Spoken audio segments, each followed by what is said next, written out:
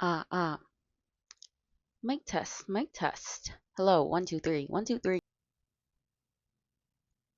Greetings, everybody. Hello, welcome to my yapping session. So, as you guys know from my previous two videos I have, I started out YouTube kind of doing like a vlogging content thing. I mean, YouTube have always been like a silly little hobby. But then I got a part-time job at Olive Young and didn't really have much time to film, and I wasn't really doing anything interesting anyways. So I stopped vlogging, and then I quit my job, and then I started vlogging again, and then I realized like I am not that interesting. Like, meaning, obviously I'm a multifaceted human being with feelings and memories and stories and stuff like that, but I just don't, my life is not that interesting. There's not much going on. And personally, if I was somebody scrolling through YouTube, I would just simply not watch my videos. So, I was napping today, because I woke up at 6 a.m. Well, I woke up at 4:30 and then I like went back to sleep and then I woke up at 6 a.m. And I was listening to this podcast as I was going to sleep. Shout out to Madeline Argy. I hope I'm pronouncing her last name right. She's English, and I was listening to her on-screen podcast on YouTube, and I was like heavily inspired, kind of to do the same thing. I don't expect anybody to watch these videos, but I really do feel like this is more on brand for me. So yeah, here we are. Real brief introductions. Hi, hello everyone. My name is Ginny. It's not Jenny. It's not Jeannie. It's not short for Virginia either. It's Jinny. Yes, I have a Korean name, but I will not tell you that because most of you cannot pronounce it. Um, and that's reserved for my family, family only. Am in the age range between 20 and 25. Right now, I am currently in Tokyo to train. Really. Like, I started my part-time job at Olive Young because I wanted to go overseas to train. Initially, I kind of wanted to go back to the States.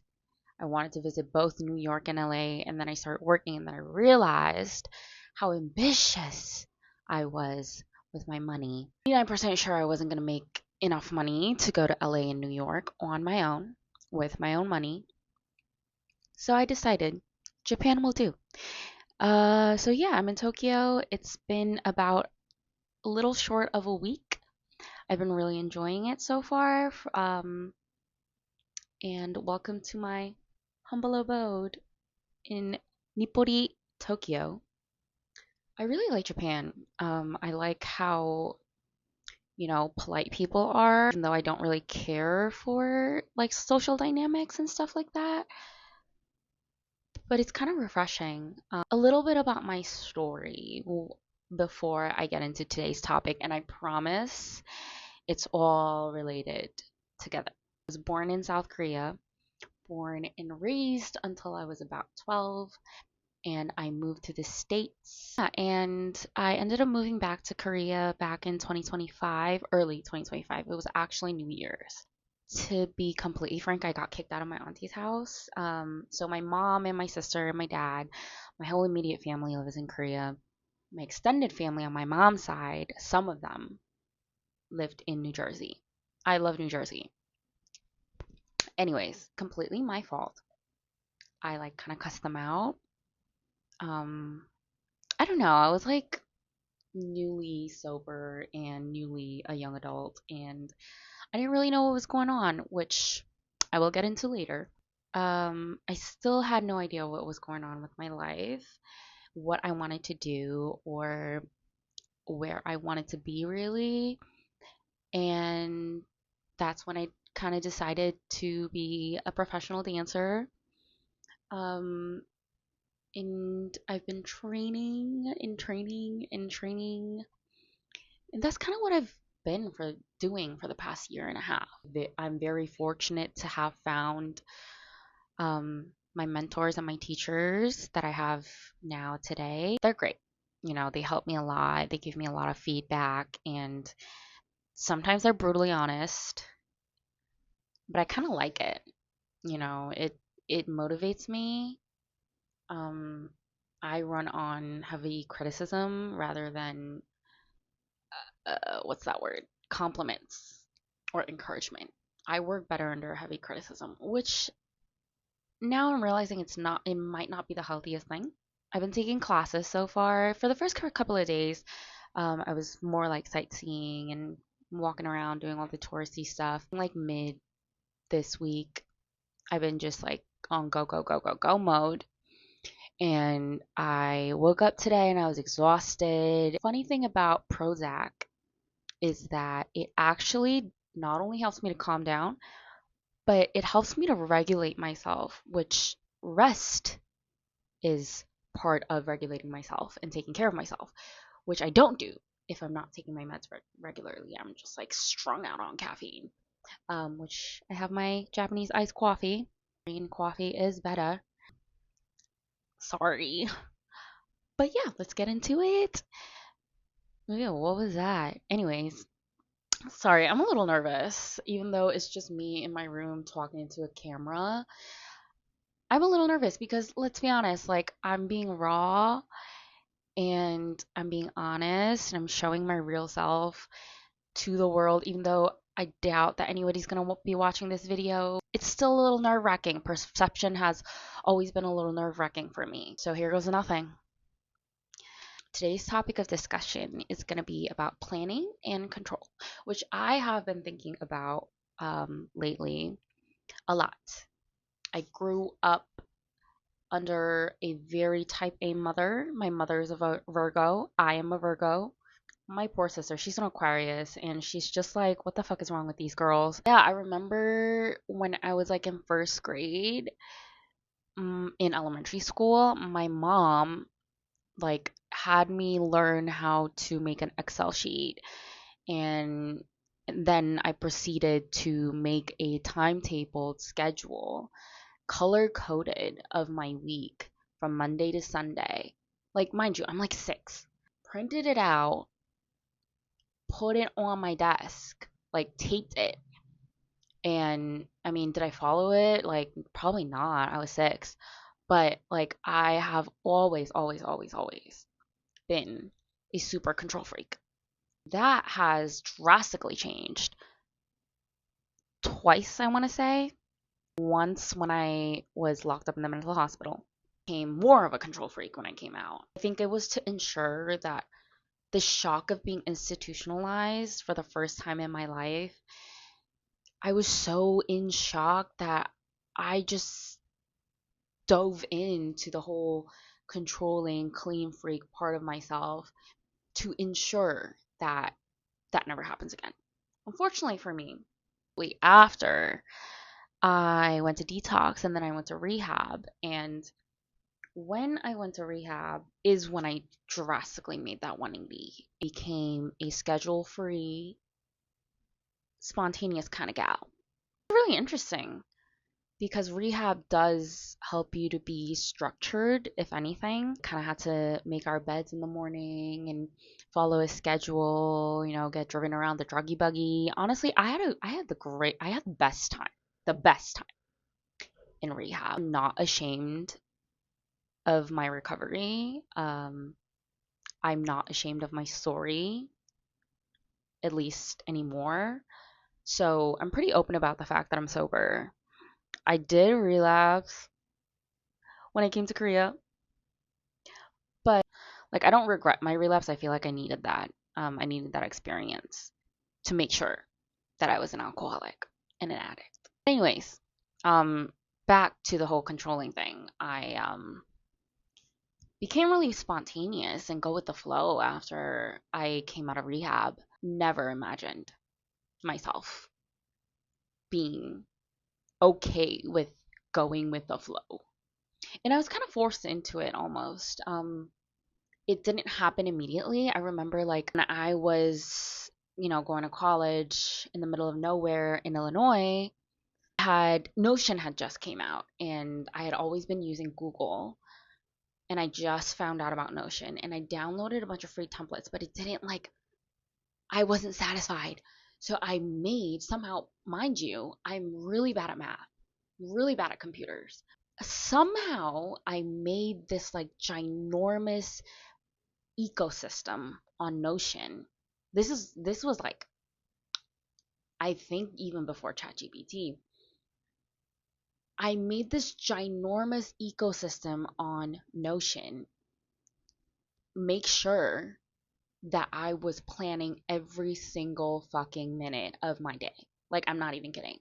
Like sometimes down to the second. Like minute and 30, like 12, 30, 30, I will be doing this. And I had like 2, 3 part-time jobs on campus. I was just strung out, like tweaking. I must have been really unbearable to be around, to be honest. Shout out to my college best friends and my roommates. I'm so sorry for the person that I have been. I was a freak and I was weird. I try not to judge my teenage self as much, but it's hard. It's hard, like, looking back in hindsight and being like, that was stupid, or like, I shouldn't have done that, or I shouldn't have slept with that guy. But, anyways, I'm getting sidetracked. I think partially, mainly because I was so afraid of losing control, right? I had to be in control at all times, especially of my own emotions. And I still struggle with that. I will say, like, I still struggle with, pushing down my feelings and not feeling them. That's why I'm in therapy. Shout out to my therapist. Yeah, I just couldn't handle unforeseen variables of my life. And I've learned through therapy because of my childhood and it's because of how my parents were. Now, after significant amount of time and healing and doing this 12 steps in AA and, going to meetings and spending a lot of money on therapy, doing all that and, soul searching, making mistakes, all of that, I realized that my parents were doing the best that they could with the things that they knew and the things and the tools that were given to them. They were doing their best. I really don't doubt that. I really don't doubt anymore that my parents were actively trying to be the best version of themselves at every minute. Did they make mistakes and did they do things that were objectively wrong to be doing to a child? Yes. Does the fact that my parents were also very sick people, does that fact make any of what happened completely okay? No. But do I now have compassion and empathy for my parents, for that version of my parents? And am I able to say they were doing their best? And I have absolutely no doubt that they loved me even then and even still. Obviously, I was fortunate enough to have a roof over my head, food on my table, clothes to wear, schools to go to. Didn't really have hot water, clean water, but that's a whole another can of worms for a different episode. I wouldn't say we were living in like poverty. I mean, the living standards were pretty horrible, but like it's like I wouldn't say we were dirt poor. Like that's not how I remember my childhood. We weren't like filthy rich either, but you know, I was happy. That's debatable. I had happy moments and I had sad moments, as everybody does. Yes.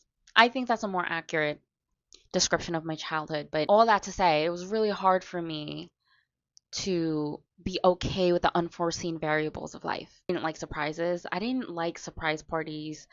I didn't like my birthday because, and I still don't. I think the whole like bringing out the cake with the candles and singing a song in your face is really awkward. A teenager when I was still younger, And in high school, like, I was like really depressed. So I just like genuinely hated myself.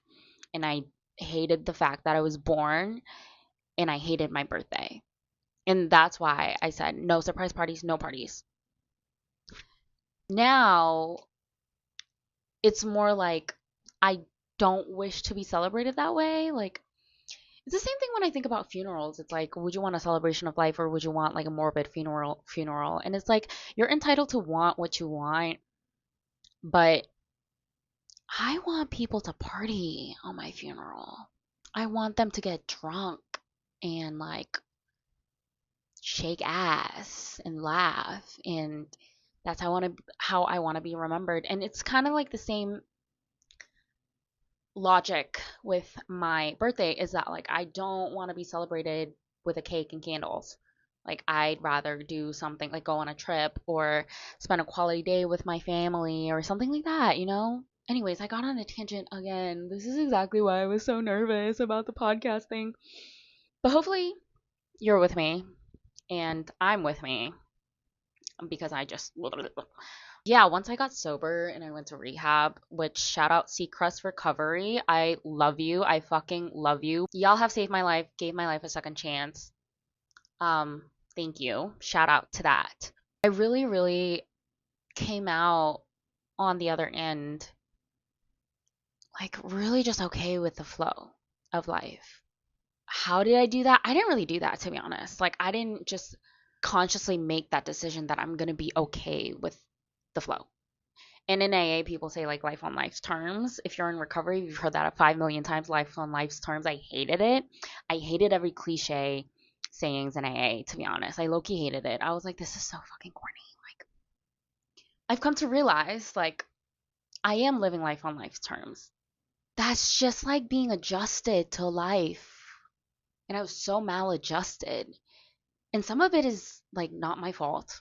I've made poor decisions because, again, I wasn't given the tools to know what the right, what the better decision was. And I have compassion for my past self for that. And I still make mistakes. I'm a mess. I was kind of forced into it. Like, when I remember like a couple months sober or like a year sober even, like, I thought once I got out of rehab and did the whole sober house thing, and I thought that I was going to wake up and boom, life was going to be perfect. I still struggle with the idea of what the perfect life is like. Like, one day I'm like, I'm going to be a hot girl forever. And then another day I'm like, I want to get married in the suburbs with the 2 kids and the dog and the golden retriever and the military husband. And some days I'm like, maybe I should just marry a good Korean boy from my church and, you know, make my mom happy.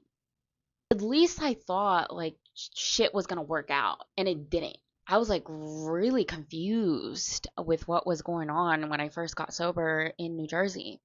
Nothing was working out, and I was still making the same mistakes and the same, more or less, the same decisions, but just minus the drugs. And I was like, why isn't anything working out? Like, you guys don't get it because blah blah blah blah and whatever whatever. Like, I thought I was so different and special.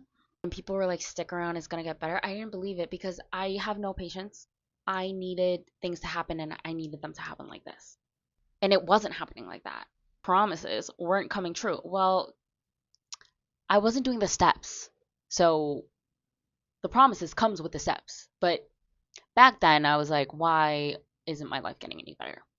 And some of it was my own making, and some of it again was completely outside of my control. I was just so frustrated and so lost and confused. And that's when I was like kind of forced to almost submit to what life was throwing at me. And then I up and left. I fell off the face of the earth to the other side of the globe. And as much as I hate to admit it, that was really, really, really, really hard for me, because honestly, that has been my biggest fear the whole time that I was living in the States and growing up there and going to school. What if things don't work out and I have to go back to Korea with my tail between my legs? I moved to the States on my own will. Like when I was in second grade, summer camp, me and my sister did summer camp in the States. My sister absolutely hated it. I absolutely fell in love with it. Immediately as we landed in JFK, I was like, this is it. This is my home. This is where I belong. This has to be it. And ever since then, I have prepped my whole entire life. Well, 7 to 12, so 5 years, to move to the States. And I successfully did. And I felt like I was just like seeing some progress. And boom, I had to move. I had no other choice. My visa expired. My auntie said, you can't stay here anymore. You got to go somewhere else. Did not want to go back to a sober house. Didn't just quit my job at Banana Republic. I was lost and I was miserable. I remember like coming to Korea and stayed lying down in my couch for like a month. Like I didn't go anywhere. I didn't even try to figure out the subway, like bus. I was like, I don't know. I don't care. I'm going to die. That was another, kind of variable or an event that made me succumb almost or submit. And that word sounds so heavy and like it has a really negative connotation to it. Like I'm glad I was able to submit to life because if you haven't caught on to today's message, life is beautiful. It really is. It's worth living, especially if you let go of the things you cannot control, which was a huge problem for me for a really long time. And it still kind of is. Like sometimes like really want to control people. I want them to do what I want them to do. And I think I know what's best for them. And I'm like, I think I know what you need. And for dudes, in like when I get into romantic relationships, you know what you need, and it's me. And with friendships, I'm like, I know what you need, and it's not me. Right? It's so fucked up. Like, why am I so fucked up like that? I don't know. It's a topic to be explored. And I stayed miserable in my couch. Didn't even like open up my suitcase. I was like, my life is over. This is it. I'm dead. I like no. Until one of my friends from New Jersey came to visit. He dragged me out of my house, dragged me to an AA meeting where I met my current sponsor. Yeah, the rest is history. I was initially going to go back to the States, going to go into social work, go to law school, do the whole 9 yard, LSATs, corporate. I kind of wanted to do politics.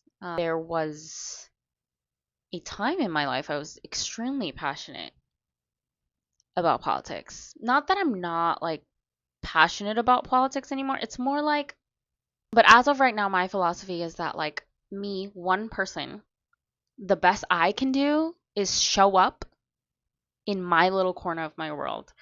And if I can make like if I can shine a little bit of, just a little bit of light in my little corner of the whole entire universe, then that's enough for me. Right? But back then, I was like, I had big, ambitious dreams, and I wanted to be rich, and I wanted to also make a big difference in the world, and I wanted to change the laws and rescue women in domestic violence situations.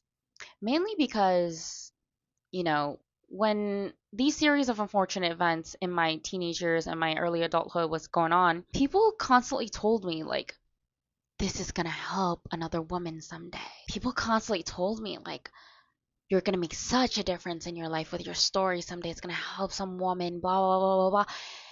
In my young, impressionable mind, that's my purpose. I must help these women, wherever they are, whoever they are. And that's why I wanted to go to law school, because only in that way my suffering was not going to end up in vain, was my reasoning. Luckily, I have a Christian therapist, and I say luckily because it helps me grapple with my faith, which is almost like in the Christian evangelical sense, it's almost non-existent. I love Jesus. I fuck with Jesus. I don't know if I fuck with the church. That's for another episode. He really helped me to grapple with the idea that like my purpose does not have to be stemmed from my suffering. It just doesn't. Like, I can just do whatever the fuck I want. Like, not in a sense like I'm gonna do whatever the fuck I want. But it's like I can do, like, I can just make choices. I can just make different choices and go a different way and live a different life. And even then, my suffering will not be in vain. Because I suffered. That's just the plain fact. Like, because I suffered, it's meaningful. And, you know, I'm not going to get into that today, but that's another whole theological debate that I don't want to get into right now. But we're talking about control and we're talking about plans. Initially, that was my plan. I was going to go back to the States. I was going to go back to school because I just couldn't imagine a life outside of the path that I was always set out to walk, which was school. Like, I was just going to go to school forever. And then after that, I don't fucking know. Like, probably married to a really rich guy and go to Pilates. Like, duh, hello. Until, something in me just told me not to do that.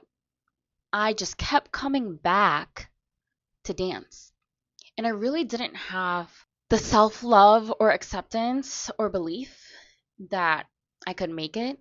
I mean, I still haven't made it. Like, I'm not really anything right now. Like, all I'm doing is just fucking taking classes and training. Hopefully, this will also not be in vain. But even if I don't become a dancer, like, I don't think any time I've spent in my life amounts to nothing, which is what I used to heavily believe, that all of this amounts to nothing. And I'm just nothing, living in a bunch of nothingness, around a bunch of nothings.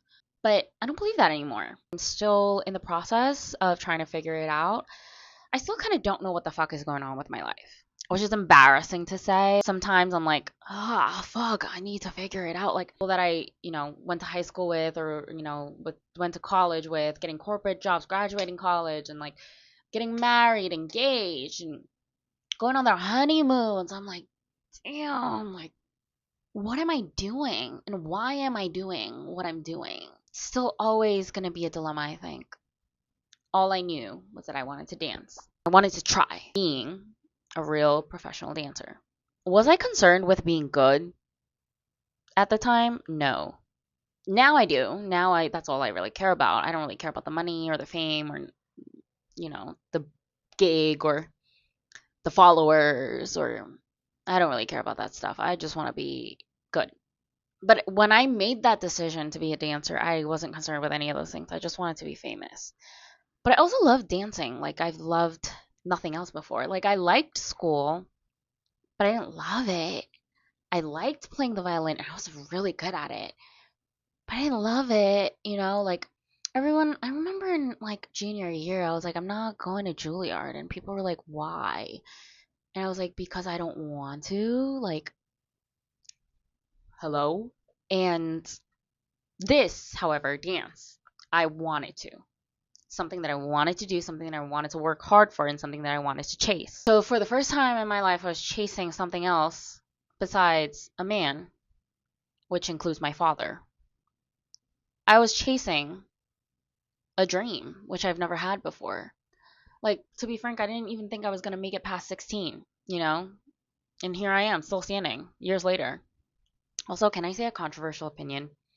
I think paper straws suck. I think there's a eco-friendlier way than plastic straws. Obviously, I don't want to kill the turtles, but plastic straws suck. Like, make something better. Anyways, so that's just kind of what I've been up to for the past year and a half. It's true what they say about the quarter life crisis, that you either get married, run a marathon, or go to Japan. I did the Japan thing. Something about Japan, I guess, like, heals a part of Westerners. I don't know what it is, but everybody comes here in their early 20s to soul search. I'm doing the same thing. I used to, like, look at that meme when I was, like, 19, which was, like, a couple years back. But to me, in my head, that was, like, a lifetime ago. I'm gonna be doing something different because I'm different and I'm special. I'm not gonna get married. I'm not running a marathon. Hell no, I hate running. Why would I go to Japan? Well, here I am. Quite frankly, I still don't know what's really going on. But people are like, what are you going to do when you come back from Japan? Like, what are you going to do in August? And I'm like, and for somebody who used to be such a planner and such a control freak, it's really hard to not know what's happening or what's going on or what's going to happen next. I mean, I still am a little obsessed with controlling the outcome of things, knowing what's coming next. Do I struggle with it? Yes. Do I struggle less? Also, yes. I struggle much less. Like, I'm much more chill. If I've learned anything, it's that all this rambling, right? Like all this rambling about my life, about blah, blah, blah, all that to say is not that scary once I let go of the things I cannot control and own the things I can, which is classic AA, but you know, I became an adult in AA, so that's all I really know about life. And I think there's a lot of truth to it, really, is even though I still have no clue what's going on, what's going to happen. I I have goals, but I don't really have a concrete plan, and it drives me nuts, and I'm anxious all the time, and I'm like, am I good enough? And all these like insecurities screaming at me, and all these anxieties screaming at me, and am I behind in life? Like, am I doing the right thing? Am I going the right way? Am I making the right decision? Right? So my therapist says, I am stuck in the jail, in the prison of shoulds, because I've lived my life in the prison of shoulds that I've built myself, by the way. It's still difficult to accept the fact that even if I had a plan, even if I knew where I was going, and even if I knew what the fuck was happening, things never go the way I had intended to. Maybe I'm just really unlucky. I'm just really unfortunate and I have no luck. But also, I'm not too mad about that, even if that was the case, because, as my sponsor says, the present moment is the only thing I need to be concerned with. That and my sobriety. But the present moment, really, because the next second is not promised. The apocalypse could be happening in 30 minutes. Like, we don't know. Like, with all this technology and information and with AI, we think we know and we think we have it under control, but we don't. There's so much going on that we don't control. So many little things that could go awry if I'm obsessing over the things I cannot control. But once I look within, focus on what's around me right now, and focus on, okay, what is the decision that I can make right now? What is the thing that I can control right now? Really, it comes down to the present moment. And it reminds me, it takes me back to a lot of things, actually. A lot of good things that I learned in my uber Christian college that I resent a lot, by the way. That's a story for a different time. But I did learn a few good things. Me, of T.S. Eliot, of The Wasteland, that the divine, or the holy, the whatever, the heavens, the I see God, I'm with God.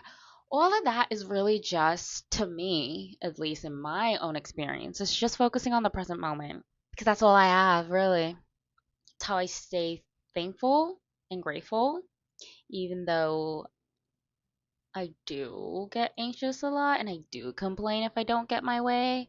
And I curse at God sometimes. I'm sorry. The Christian in me is like cringing at the fact that sometimes I cuss out God, but it happens, It happens. I'm like, why the fuck is it not going to do it?